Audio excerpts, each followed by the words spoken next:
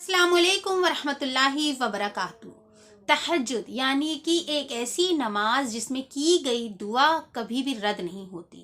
एक ऐसा एरो जिसका टारगेट कभी मिस नहीं होता। और तहज्जुद के बारे में अल्लाह सुब्हानहू तआला इरशाद फरमाते हैं कि इस वक्त अल्लाह सुब्हानहू तआला अपने बंदे से खुद पूछते हैं कि है कोई मांगने वाला जिसको मैं अता कर दूं, और इस वक्त की दुआ ज़रूर ज़रूर कबूल होती है। इसके बारे में हदीस पाक में आता है कि ये नबी अकरम सल्लल्लाहु अलैहि वसल्लम ने इरशाद फरमाया है कि तहज्जुद पढ़ा करो, ये तुमसे पहले के लोगों का अमल है, यानी कि नेक औलिया लोगों का अमल है। और अल्लाह सुब्हानहू तआला को शर्म आती है कि जब बंदा कुछ तहज्जुद में मांगता है और अल्लाह सुब्हानहू तआला उसको नहीं देते हैं। यानी कि इस वक्त की गई दुआ, यानी कि अगर आपने तहज्जुद में दुआ की है, इट मीन्स आपको वो चीज़ मिलने वाली है। और अगर आप तहज्जुद नहीं पढ़ पा रहे हैं, रोज़ सोच रहे हैं, उसके बावजूद आपको तहज्जुद की नमाज नहीं मिल रही है, दैट मीन्स कि वो चीज़ आपको आपके लिए खैर वाली नहीं है और अल्लाह सुब्हानहू तआला आपको नहीं देंगे।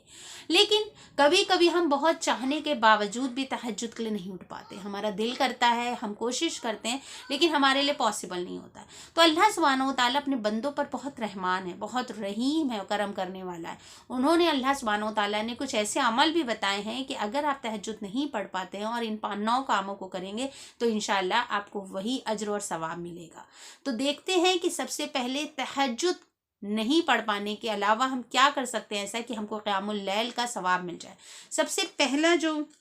काम हम कर सकते हैं, जो सही मुस्लिम में आती है हदीस में कि अल्लाह सुब्हानहू तआला कब हमको तहज्जुद के बराबर सवाब देंगे, वो है कि जिसने इशा की और फजर की नमाज बाद जमात पढ़ी, उसने गोया पूरी रात क़याम किया, यानी कि पूरी रात तहज्जुद की नमाज पढ़ी। सुभान अल्लाह। यानी कि अगर कोई इंसान तहज्जुद नहीं पढ़ पाता है, नहीं उठ पाता, उसकी आँख नहीं खुलती लाख कोशिशों के बावजूद, तो और वो इशा की नमाज बाजमात पढ़ के सोया और फजर की नमाज उसने बाजमात पढ़ी, तो इंशाल्लाह उसको वही सवाब मिलेगा जो तहज्जुद पढ़ने वाले को मिलता है।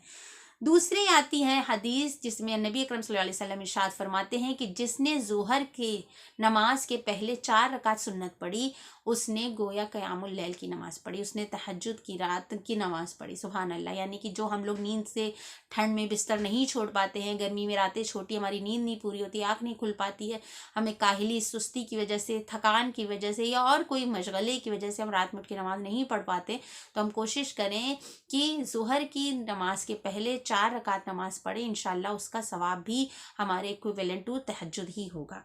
उसके बाद आता है कि जिस इंसान ने तरावी की नमाज पढ़ी रमज़ान में, और जब तक कि इमाम की ने शुरू की और इमाम के साथ ही उसने नमाज ख़त्म की, यानी कि जब तक कि इमाम ने मस्जिद नहीं छोड़ी, उसने भी नमाज नहीं छोड़ी, तो उसका सवाब तहज्जुद के बराबर मिलेगा। यानी कि आपने तहज्जुद अगर इमाम के साथ शुरू की और इमाम के साथ ही ख़त्म की, तो इंशाल्लाह आपको अल्लाह सुब्हानहू तआला तहज्जुद की नमाज़ पढ़ने का सवाब देंगे। उसके बाद मुसन्नद अहमद की हदीस में आता है कि जिस इंसान ने सोने से पहले 100 आयत कुरान की पढ़ ली, उसको अल्लाह सुब्हानहू तआला रात भर जाग के इबादत करने का सवाब देते हैं। सुभान अल्लाह। 100 आयत आपको सुनने में लग रहा होगा ना बहुत ज़्यादा होती, मगर जो लोग कुरान पढ़ते हैं उनके लिए बहुत कम है। 100 आयत मतलब एक आपने सूरह मुल्क पढ़ी, एक तो आपकी कब्र के अजाब से हिफाजत हो गई। सूरह सजदा पढ़ी, नबी अकरम सल्लल्लाहु अलैहि वसल्लम का मामूल था कब्र के अजाब से बचने के लिए सूरह सजदा और सूरह मुल्क। और उसके बाद आपने कोई भी अबसा व तवल्ला पढ़ ली या अम्मा यतसालूना पढ़ ली या कुछ कुछ और कुरान की आयतें पढ़ ली, और वो 100 मिलाकर हो जाएंगे और आपको कब्र के अजाब से भी निजात मिल जाएगी और पूरी रात क़यामुल लैल का सवाब भी मिल जाएगा, यानी कि तहज्जुद का सवाब भी मिल जाएगा। सोचिए अल्लाह सुब्हानहू तआला कितने मेहरबान है कि अगर हमसे कोई चीज़ नहीं हो पा रही, हम नींद की वजह से, काहिली की वजह से नहीं उठ पा रहे, तो भी अल्लाह सुब्हानहू तआला अपने बंदे को अज्र देने से नहीं चूक रहे हैं। देन कम सही बुखारी की हदीस में आता है कि सूरह बकरा की आखिरी 2 आयत जिसने पढ़ के सोया, उसको पूरी रात इबादत करने का सवाब मिलेगा। सुभान अल्लाह। एक तो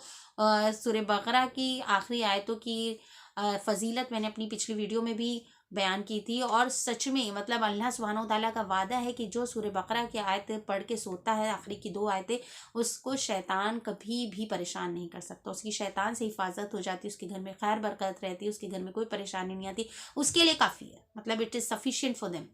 देन कम्स अबू दाऊद की हदीस में आता है कि अच्छे अखलाक रखने वाला इंसान, जिस इंसान के अखलाक अच्छे हों, वो ऐसा है जैसे उसने پورا دن روزہ رکھا اور پوری رات قیام اللیل کیا. یعنی کہ اچھے اخلاق اگر آپ رکھتے ہیں، آپ سب سے اچھے سے محبت سے پیار سے بولتے ہیں، آپ کو غصہ کم آتا ہے، آپ اپنے ایموشنز پہ کنٹرول رکھتے ہیں، آپ صبر کرتے ہیں، دوسروں کی خیر خواہی کرتے ہیں، دوسروں کی فکر کرتے ہیں، تو آپ ایسے ہیں اللہ کی نظر میں جیسے آپ پورا دن روزہ رکھتے ہیں اور پوری رات آپ عبادت کرتے ہیں. تو اللہ کے نزدیک سب سے بہترین عمل ہے اچھے اخلاق کا ہونا، گڈ کیریکٹر، اچھے طریقے سے کسی سے بات کرنا. تو پہلے چیک کریں کہ ہم اپنے شوہر سے، اپنی بیوی سے، اپنے بچوں سے، اپنے پڑوسی سے، اپنے ماں باپ سے، اپنے بھائی بہن سے ہمارا اخلاق کیسا ہے،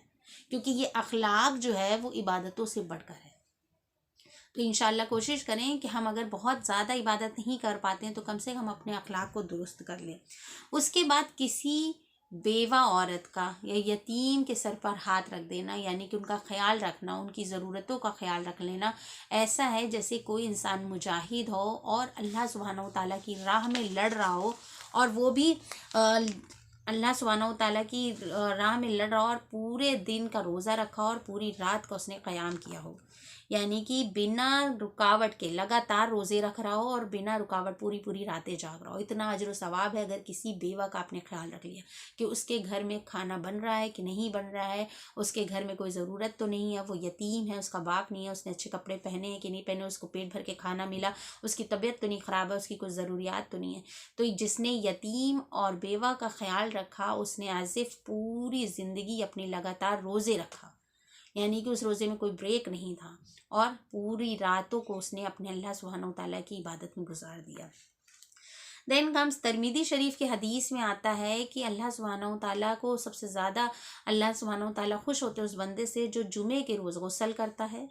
پھر پیدل مسجد جاتا ہے اور وہاں پر سکون سے بیٹھ کے خطبہ سنتا ہے اور کسی اور کو پریشان نہیں کرتا ہے، یعنی کہ لڑائی جھگڑا نہیں کرتا ہے، زبردستی صف میں نہیں گھستا ہے، کچھ باتیں نہیں کرتا ہے. اس کا ثواب بھی ایسا ہے کہ جیسے اس نے 1 سال کے روزے رکھے اور 1 سال تک تہجد کی نماز پڑھی. سبحان اللہ. یعنی کہ ہم پوری رات ہر ہفتے میں ہم اپنے جاب کی وجہ سے، اپنی کاہلی کی وجہ سے، اپنی کوئی بھی پریشانیوں کی وجہ سے تہجد نہیں پڑھ پاتے ہیں، تو ہفتے میں کم سے کم 1 دن ہماری زندگی کا ایسا ہونا چاہیے کہ ہمیں صرف غسل کر کے مسجد تک پیدل جانا. کوشش کریں اگر ہمارے قریب میں مسجد ہے تو گاڑی بائک سے نہ جائیں، پیدل مسجد گیا وہ انسان اور اس نے خطبہ سنا اور بغل والوں کو کوئی ایذا نہیں دی، کوئی پریشانی نہیں دی، تو اس نے مسلسل 1 سال تک روزے رکھے اور 1 سال تک قیام اللیل میں جاگا. یعنی کہ اس وقت کی دعا، اس وقت کا سب کچھ، اس کی عبادت تہجد سے بھی بہتر ہوگی. سبحان اللہ. یعنی کہ اب کی بار جمعے کو انشاءاللہ ہم اہتمام کریں گے کہ ہم کوشش کریں گے کہ جمعے کی نماز ہم بہت خشوع خضوع کے ساتھ انشاءاللہ ادا کریں گے.